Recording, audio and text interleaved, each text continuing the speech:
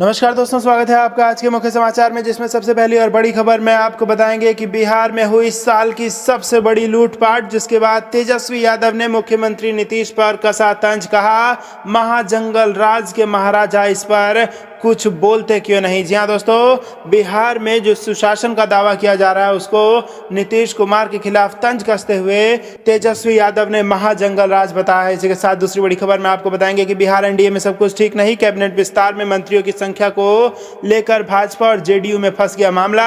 और तीसरी बड़ी खबर में जिक्र होगा कि कृषि कानूनों के खिलाफ और तेज होगा आंदोलन। जाने क्या है किसान नेताओं का प्लान। दोस्तों, किसान के नेताओं का आपको प्लान बताएंगे, लेकिन उससे पहले अगर आप भी देश के किसानों के साथ खड़े हैं तो आप अभी इस वीडियो को लाइक कीजिए और इस लाल बटन को दबा के इस चैनल को फ्री में सब्सक्राइब करके घंटी बजाकर कमेंट में हमें बताइए कि सरकार झुकेगी या किसान झुकेगा। दोस्तों, रुक करते हैं तमाम बड़ी खबरों की तरफ। बिहार में हुई इस साल की सबसे बड़ी लूट, तेजस्वी ने सीएम नीतीश पर कसा तंज। काश महाजंगल राज के महाराजा इस पर कुछ बोलते। जी हां दोस्तों, बिहार के दरभंगा जिले में बड़ा बाजार स्थित अलंकार ज्वेलर्स से बुधवार की सुबह 10:30 बजे 8 हथियारबंद अपराधी करीब 10 करोड़ के सोने के जेवरात लूटकर फायरिंग करते हुए फरार हो गए। शहर की हृदय स्थली दरभंगा टावर के पास भीड़ भाड़ वाले बाजार में दिन दहाड़े हुई इस घटना से सनसनी फैल गई। वहीं इस वारदात को लेकर नेता प्रतिपक्ष तेजस्वी यादव ने बिहार की नीतीश सरकार पर जमकर हमला बोला है। तेजस्वी ने ट्वीट करते हुए कहा है कि महाजंगल राज का महाडरावना नजारा। दरभंगा में सत्ता संरक्षित हथियारबंद अपराधी दिन दहाड़े भरे बाजार में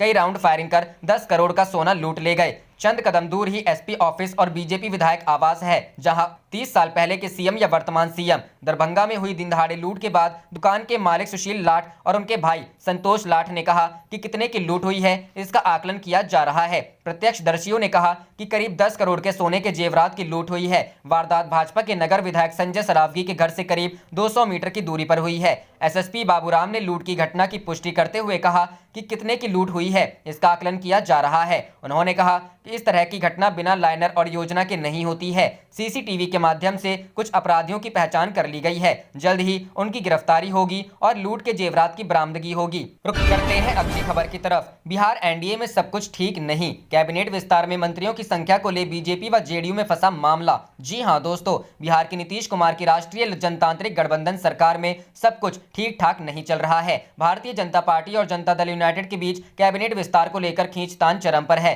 विधानसभा अध्यक्ष का पद लेने के बाद अब बीजेपी मंत्रियों की संख्या भी ज्यादा मांग रही है।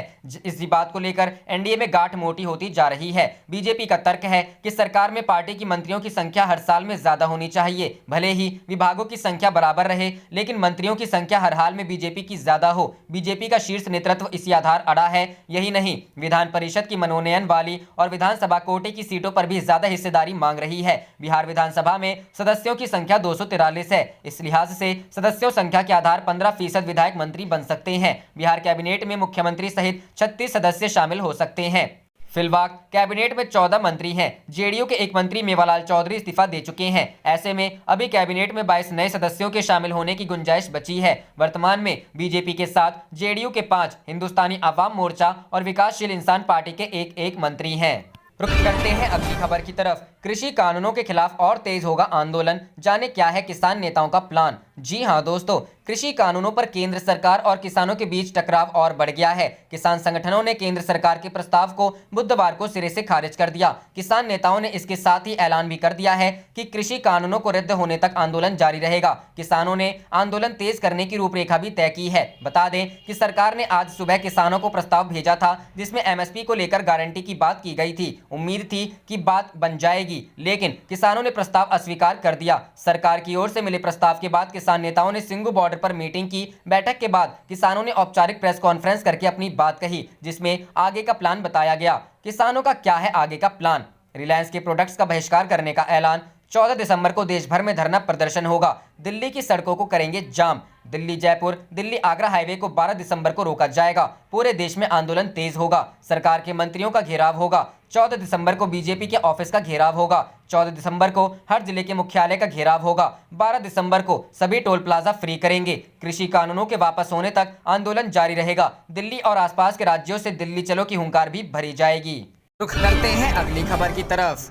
भाजपा ने नीतीश के सुशासन पर खड़ा किया सवाल, सीएम ने बुलाई हाई लेवल मीटिंग। जी हां दोस्तों, CM Nitish law and order को लेकर अधिकारियों के साथ मीटिंग कर रहे हैं, तो वहीं दूसरी तरफ दरभंगा में लूट की बड़ी वारदात को अंजाम देते हुए अपराधियों ने सरकार को खुली चुनौती दे डाली है। बिहार की सत्ता में साझेदार बीजेपी ने ही सुशासन पर सवाल खड़ा कर दिया है। खुले तौर पर पार्टी के नेता प्रशासन के ऊपर सवाल उठाने लगे हैं। आपको बता दें कि नीतीश कुमार की अध्यक्षता में हो रही इस हाई लेवल मीटिंग में बिहार के डीजीपी के साथ साथ मुख्य सचिव और अन्य वरिष्ठ अधिकारियां मौजूद हैं। संवाद में इस बैठक का आयोजन किया जा रहा है। मुख्यमंत्री के साथ हो रही इस बैठक में गृह विभाग के अपर मुख्य सचिव आमिर सुबहानी, मुख्यमंत्री के प्रधान सचिव चंचल कुमार भी मौजूद थे। डीजीपी एस के सिंघल के साथ साथ पुलिस मुख्यालय के बड़े अधिकारी भी इस बैठक में शामिल हो रहे हैं। बैठक में तमाम बिंदुओं पर चर्चा की बात कही जा रही है। दरभंगा में स्वर्ण कारोबारी से लूट की घटना के बाद राज्य की बिगड़ती कानून व्यवस्था पर सवाल उठाते हुए दरभंगा नगर के भाजपा विधायक संजय सरावगी ने प्रशासन को फेल बताया है। संजय सरावगी ने कहा है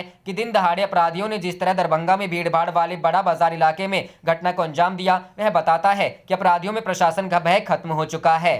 रुक करते हैं अगली खबर की तरफ। मुश्किल में डिप्टी सीएम दुष्यंत चौटाला, किसानों का साथ दे या बचाए कुर्सी। जी हां दोस्तों, हरियाणा के उप मुख्यमंत्री और जजपा प्रमुख दुष्यंत चौटाला गजब धर्म संकट में फंस गए हैं। उनके सामने संकट है कि किसानों का साथ दें या कुर्सी बचाएं। दरअसल किसान आंदोलन तेज होता जा रहा है और सरकार के अड़ियल रवैये के चलते फिलहाल किसानों और सरकार के बीच कोई आम सहमति बनती नजर नहीं आ रही है। ऐसे में संभावना जताई जा रही है कि किसान आंदोलन पूरे देश में और तेज होगा। ऐसे में दुष्यंत चौटाला पर दबाव बढ़ता जा रहा है कि वे कुर्सी को लात मारकर किसानों का साथ दें। आज सुबह से ट्विटर पर ट्रेंड हो रहा है #दुष्यंत किसान या कुर्सी। रुक करते हैं अगली खबर की तरफ। किसान आंदोलन में शामिल महिलाओं का ऐलान, 80 पंजाब से आए हैं, कानून रद्द करवा कर जाएंगे। जी हां दोस्तों, नवा शहर की जसपाल कौर तड़के 5 बजे मुरथल से पैदल चलती हुई सिंगू बॉर्डर तक पहुंची है। इस ठंड में जसपाल कौर 20 किलोमीटर की यह दूरी पैदल चलकर तय की है। जसपाल कौर के साथ 2 दर्जन से ज्यादा महिलाएं हैं। बुलंद हौसलों वाली जसपाल कहती हैं कि मैं यहां सिर्फ रोटी बनाने नहीं आई हूं। किसानों के अलावा अब मजदूर, कलाकार और खिलाड़ियों से आर्थिक और सामाजिक मदद मिलने से आंदोलनकारियों के हौसले बुलंद दिख रहे हैं।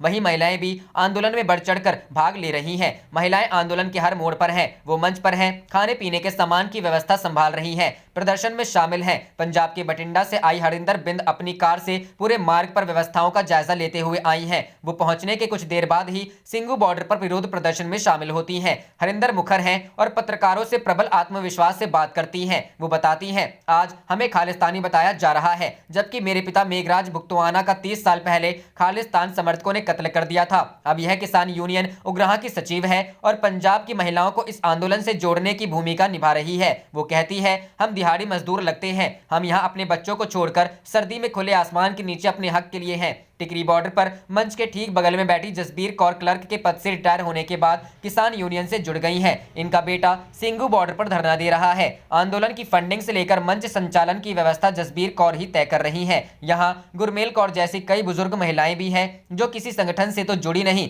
लेकिन गाँव से अपने जत्थे के साथ आंदोलनकारियों का हौसला बढ़ाने आई हैं। दिल्ली में किसानों का प्रदर्शन मुख्यतः 3 मुख्य जगह पर चल रहा है। इनमें महिलाओं की सबसे अधिक संख्या सिंगू बॉर्डर पर है। सिंगू बॉर्डर पर तो यह महिलाएं सिस्टम चला रही हैं। सिम्मी सहोता कहती हैं, हम जब एक परिवार हैं तो सुख दुख भी एक है। अब हम घर पर बैठकर नहीं रह सकते। मिट्टी को हम हमेशा जान से ज्यादा तरजीह दी है। घर रहकर भी क्या करना है, हम हर मुश्किल में अपने परिवार के साथ हैं।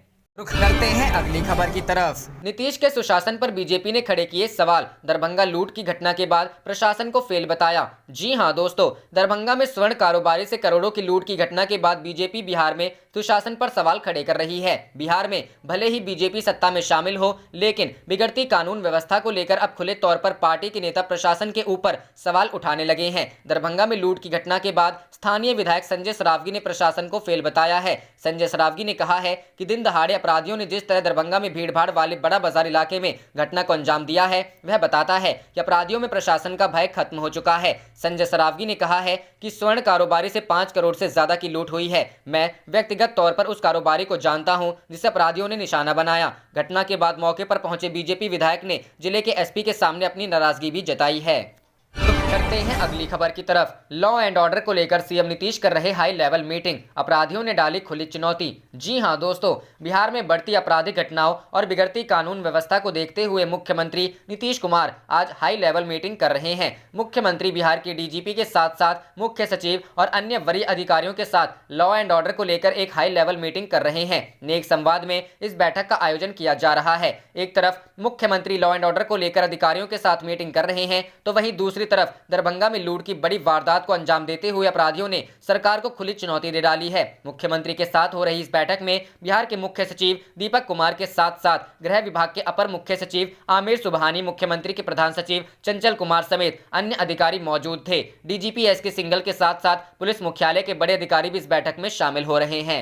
आप देख रहे थे आपका अपना चैनल जय हिंद जय भारत।